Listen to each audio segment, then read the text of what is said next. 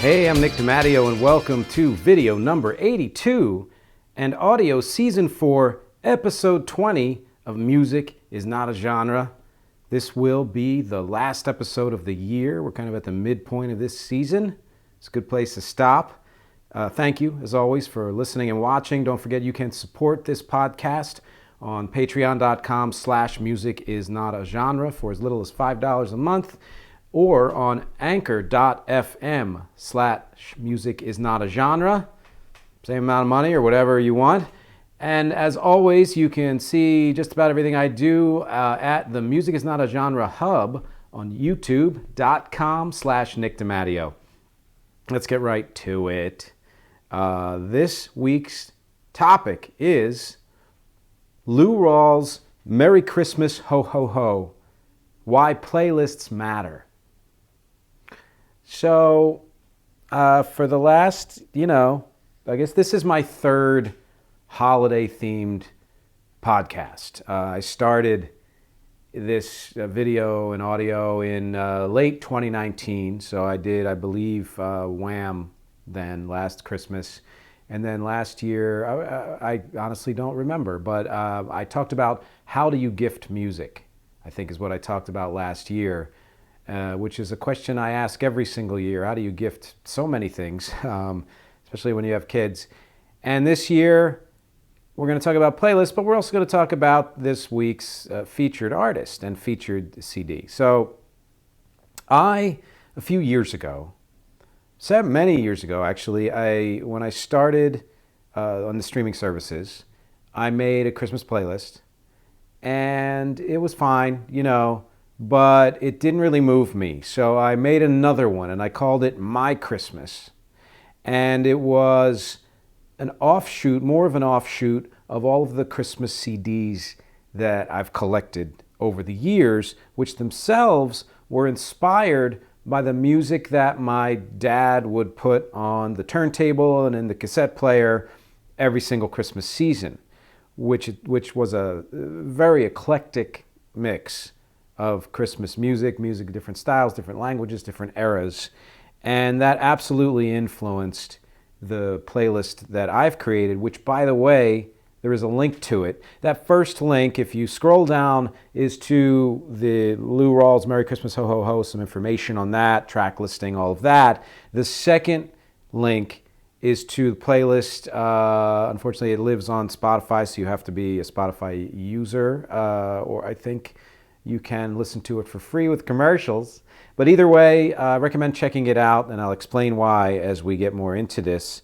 That playlist that I created was kind of my declaration of independence from the first playlist, which I thought was sort of imposed, even though I created it, it was imposed on me by tradition, And it's not that I don't like tradition, it's not that I don't like traditional Christmas songs, it's that I can't think that narrowly. There's a lot more out there than just the standard, wonderful songs with Bing Crosby, Dean Martin, and even, Mariah Carey, if you want to go later on, and Wham, as I mentioned before. Oh, wonderful. But there's more to it than that. There's just like with, most terrestrial radio and frankly so many other places you hear music, you tend to hear the same songs over and over, whether they're holiday songs or songs throughout the year. And that was my way, this playlist, of kind of doing an end run around that and saying, no, I'm going to actually look for, A, songs I like and that I think other people would enjoy in some way, but B, songs that maybe other people don't know or wouldn't have heard or aren't as popular, or they're kind of alternative versions one way or another, whether that means rock or reggae or what have you. And it has grown and grown and grown every single year. And I am going to make a statement right now, and I challenge anybody to dispute this because it would be fun. I think that my Christmas playlist is the most diverse of any in the world. You heard it here first. So I want to hear you tell me, no, I've got a better one, or I heard a better one. Even if it was you just spent 2 hours in a store and you could not believe the mix, and try to remember what they played and tell me what they are. But until somebody disputes that, I'm going to say that click this link, most diverse. And you will find classical and folk. You'll find pretty much, not every, but many, heavy metal, rock, jazz, instrumental, vocal, all of it, even bluegrass, and some of them are originals, some of them are covers of well-known songs, and I have actually several covers of several well-known songs. Just the styles were so different, they all had to be included. That's the way it goes. And every year I add more. I actually just last week made it a point, put it on my calendar, what am I going to add this year? And there were some that I pulled from a list online. A lot of them I really wasn't into, but a few I added. And then I was in a coffee shop and heard some amazing kind of funk soul from 2018. I can't remember the artist, unfortunately. It may come to me, but it's near the bottom of my playlist. If you scroll down, and you'll see several tracks from his album.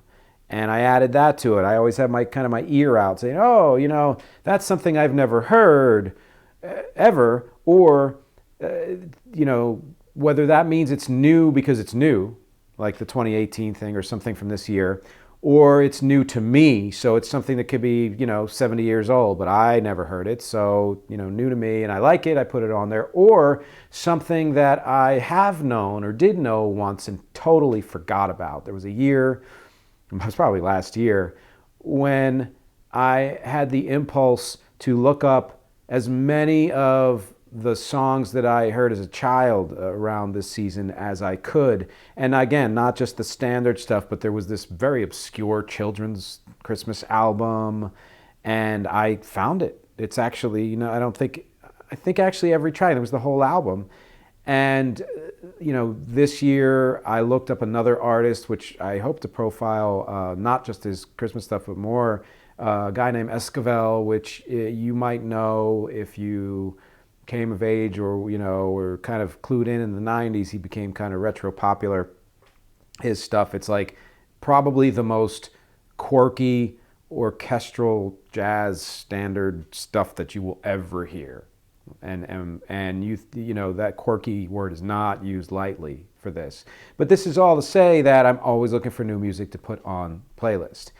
And what I realized recently was that I forgot one of the, that last category, something that I always loved and forgot about Lou Rawls. Now I bought this came out in 1967. I bought this copy in the 90s sometime. I can't remember what prompted me to buy it. I may have heard a song in a store or something. This was pre-smartphones, so you could not SoundHound or Shazam it, so I don't know, or maybe it was on a show, who knows, but I remember the minute I got it, I said, oh, this is something that I'm going to listen to every single year, because it kind of bridges the gap between traditional and irreverent, and between kind of cheesiness and soulfulness. And that also, to me, kind of describes Lou Rawls. An amazing singer, just amazing pipes and versatility, and still had some of that cheesy sheen of like he started his recording career in the early 60s, but of the 50s, kind of influenced by that through the 60s and certainly the 70s schmaltz, but always brought a level of soul and authenticity to it that just was head over heels above so many of the other well-known crooners of the 60s and 70s. And he recorded straight through, I think, into the early O's. He died in 2005 or 6, but certainly released albums and singles for more than just those 2 decades. But those were, I think, when he was in the kind of popular, like part of the zeitgeist is with Sammy Davis Jr. and Frank Sinatra and Vic Damone and Steve Lawrence and Eddie Gourmet and people like that, and kind of that crooner set. And again, yet he was a guy who vocally could hang with Otis Redding and Marvin Gaye and even Stevie Wonder, the way I believe that even Sammy Davis could. But also be able to just lay it out like Tony Bennett, not in the same vocal range, but with that kind of like soulful jazz that has a properness to it, but just also a grit to it. And so when you take all of that and you take what are largely traditional Christmas songs and holiday songs, seasonal songs, all those, and add them together, you get this mix. You get something dynamic and unexpected. So if you are more into traditional music and you have heard it all and you want something new, I would recommend this. If you are more into non-traditional music, but you want something with a little, kind of classy sheen in that sense, I would recommend this. It really does kind of toe that line. And so I added several of the tracks to my playlist. And this gets me to kind of the second part of this podcast, which, by the way, may be a shorter one because, last one of the year, there's a lot of energy here, right before somebody goes on vacation. That's when they, feel the best about what they're doing. And even though my schedule is completely self-imposed, I do it to achieve a consistency so that you have some kind of expectation, which this will have been released second to last week in December. I won't be releasing another podcast until probably the second week of January. So keep tuned and go listen to some old ones. But back to the story. Here's why playlists matter. Now, this is a tough one for me. And it's tough for two reasons. One is I grew up in the era of the mixtape. And I mean a mixed tape, a tape with a mix on it, a cassette tape that had a mix of songs. That's why it's called a mixtape. That, term has been used for other purposes, especially in hip hop, and it's cool that it's morphed into something new, but when I hear that, that's what I think of. Eventually that itself morphed into mixed CDs, which I did not call mixed tapes. And it was the same kind of thing, finding a sequence of songs, finding the songs, first of all, and then putting them in a sequence that made sense. And all of that, to me, is kind of a development from the second part of why this is difficult for me, and that is I grew up also in the era of DJ. At a time when DJs were starting to be everywhere, late 70s into the 80s, and before DJs became mega superstars. But when all of that was in development. And as you know, I reviewed the book last night, A DJ Saved My Life. So I talked a lot about the different kinds of DJing styles, et cetera, et cetera. And I want to go into one in particular here because that's why I have a bit of trouble when I'm talking about playlists and conceding, in a sense, that they matter. And that is the DJ or home grown person who's making a mix in one way or another, whether that mix is actually cross-faded or it's just song after song after song, fine, different techniques, but let's forget about that part for now.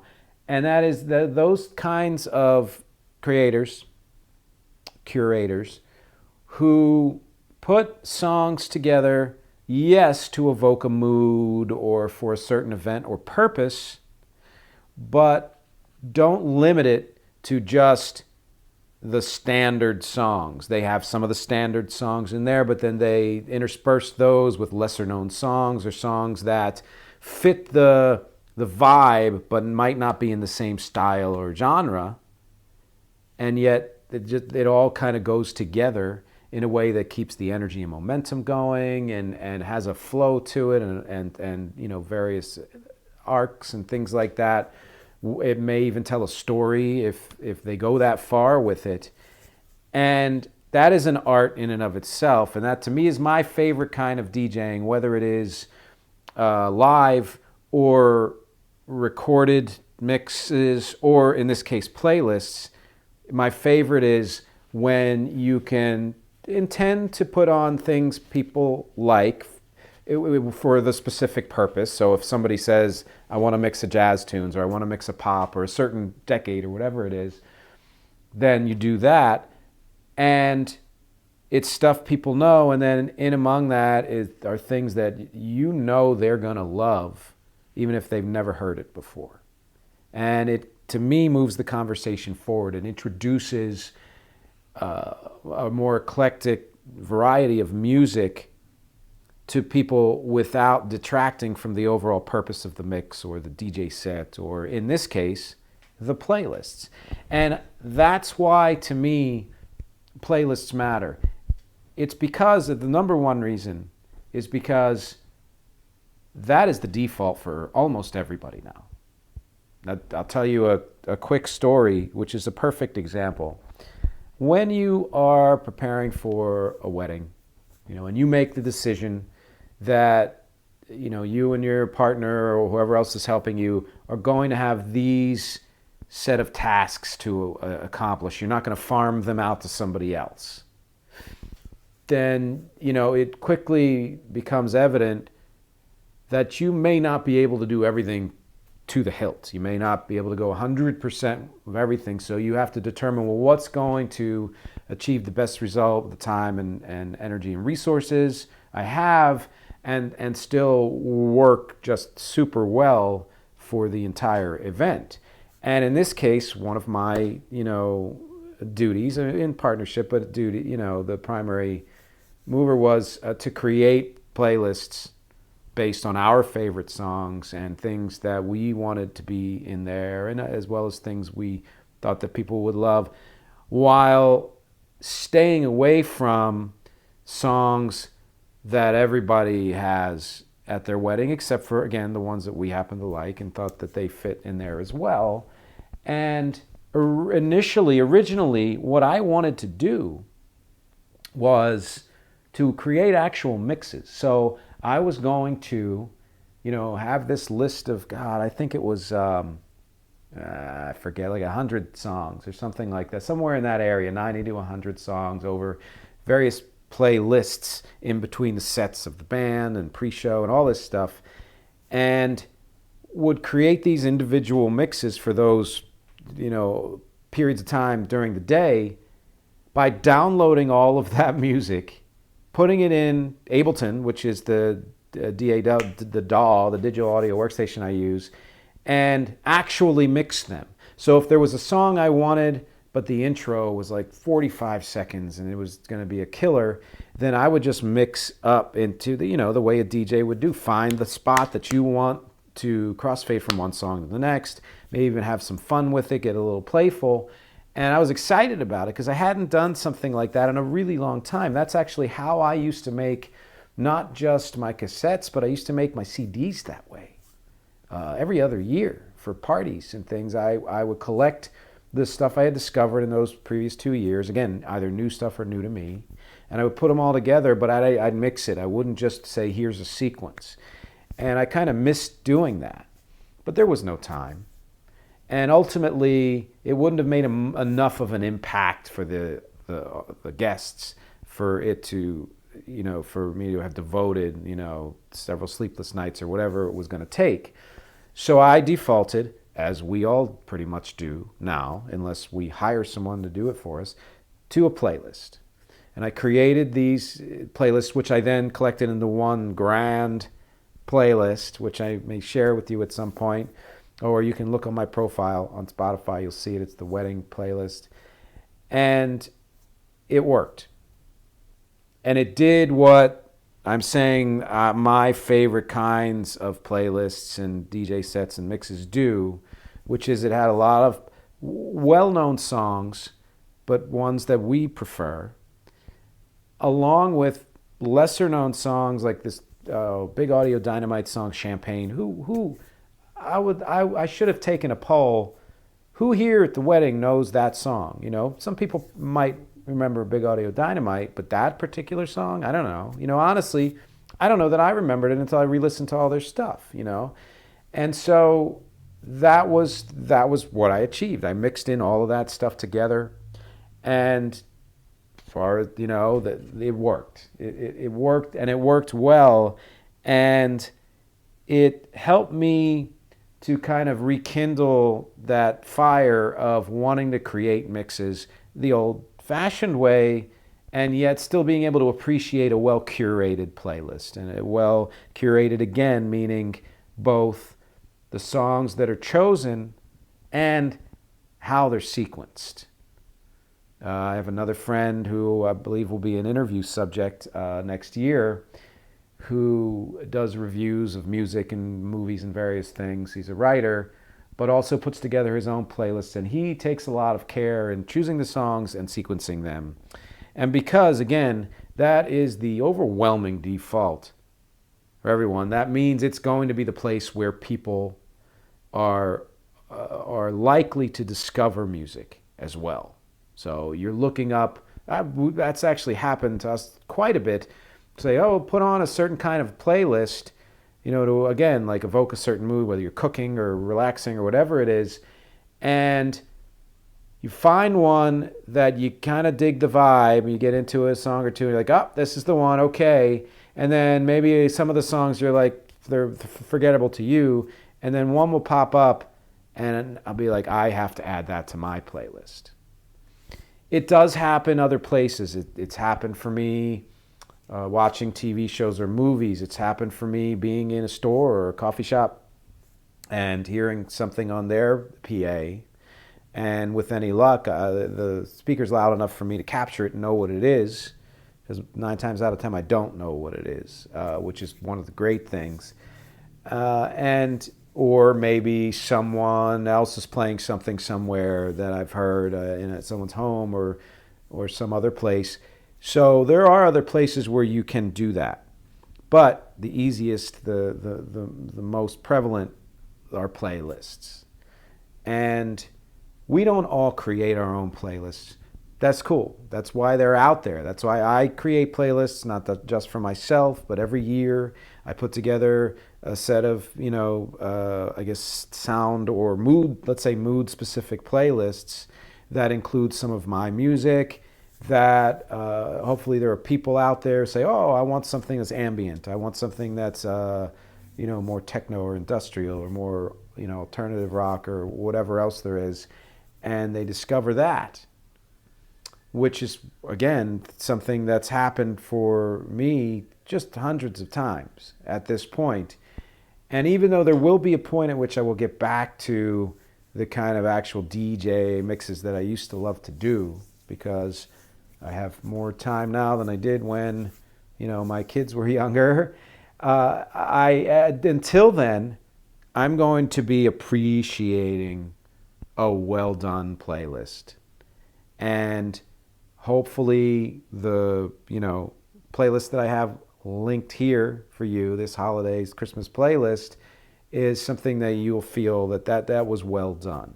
And I will say that, now let me be clear, because I don't want to, make one claim and then not be honest. This is not a playlist that has any sequence whatsoever. This is one where you would put it on to evoke a holiday mood or for a party, and you would put it on shuffle. Absolutely put it on shuffle.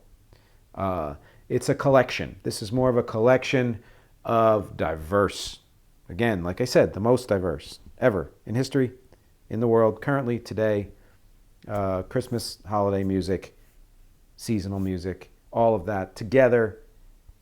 I want to know if you think that. I really do, actually, because there are often songs that even I'm surprised by. Well, a friend might tell me, or I'll hear something, or I'll read about it, and it immediately goes on to that playlist. And there are others that I like, but I think maybe just wouldn't fit for one reason or another, whether, again, because they're overplayed or because they just go a little too askew of the, the kind of fun that you want to have, or the kind of contemplative, it's snowing outside kind of thing. It kind of goes everywhere, which is the purpose of this particular playlist and this kind of playlist.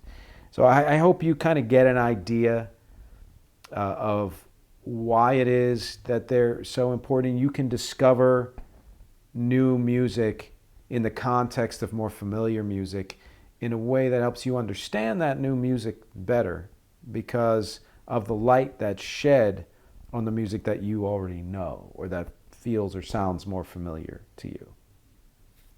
And it's one of my favorite phrases. It moves the conversation forward, which is going to happen whether we do it or not. So why not be a part of it, even in among all the comfort food, that we listen to and take in, why not also at some point be a part of moving the conversation forward? And now I'm going to move it backward and talk about, I haven't done this in a long time. I used to do this for every single, not just podcast, but for the blog, long before the podcast even started. And that is, what are my favorite tracks from this album? They are tracks 2, 5, 7, and 10. Number 2, Good Time Christmas. I don't think I've heard it anywhere but on this album. If I'm incorrect, tell me. It has just an amazing feel to it, and I love horns and horn sections. Amazing horn section. His version, Lou Rawls' version of Have Yourself a Merry Little Christmas is great. Then number 7 is Merry Christmas Baby. And I think his version may be, if not my favorite, then the top 3 for sure. I like Charles Brown's version. I'm not a huge fan of Otis Redding's version, not because he doesn't sing it well. I just don't like the arrangement that much. I think it pulls a little some of the energy out of the song. And honestly love it so much that after this podcast wraps, long after you get to see this, we're doing a show, and that song's part of the show. It's Merry Christmas Baby. If you don't know the song, listen to this one first, just for fun. If you do know it, let me know if you think you like this, for how it compares to the versions that you've heard and liked. And then number 10, What Are You Doing New Year's Eve, which is actually also a part of the set tonight's show. His version is, look, there are so many versions of this song that I like because I just like the song. I like Ella Fitzgerald's version. I like Harry Connick's version, both of which are very different from each other. And this one is also different. They all have that melancholy to them, but in different ways. And those last 2, number 7 and 10, are 2 of my favorite all-time Christmas songs. So to have somebody do, and these are 2 of my favorite versions of those songs.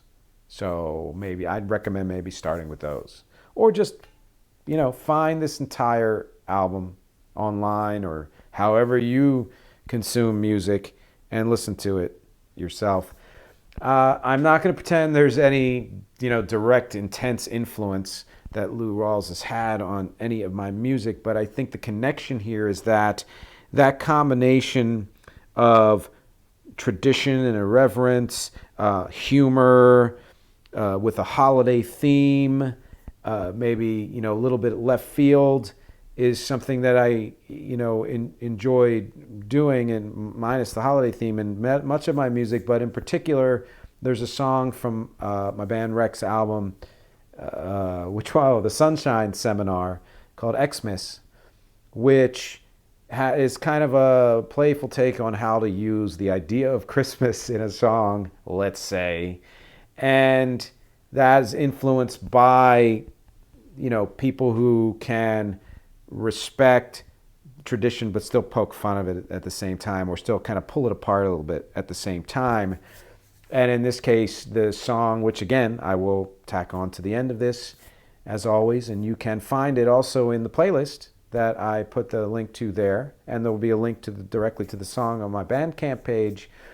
It talks about how someone, the protagonist, was not really happy in a relationship, and when that person left, it was like being given a gift, which in this case it means it was just like Christmas Day, and that's kind of the vibe of the whole thing. So, do you know Lou Rawls? Do you remember him? Do you know this album? Do you have certain types of Christmas music that you think are not quite as mainstream, or that only you heard, and no one else in your circle knows, that you wish more people would know about? Do you make your own playlists? Do you take as much care as I do in creating the playlists, or in mixes, or anything related to that? Have you discovered new songs from other people's playlists? If so, what were they? Or what one do you remember that you are so happy that was snuck into that playlist and now it's one of your favorites, or it ended up on a playlist of yours? I want to know the answers to all these, and how much you just absolutely agree with everything I say or disagree, and how you just cannot dispute that this is the absolute best Christmas mix in history. Because my objectives here, as always, are music, conversation, and connection. Thank you for spending this time with me. Thank you for an incredible year. And I will talk to you in 2022 in just a few weeks.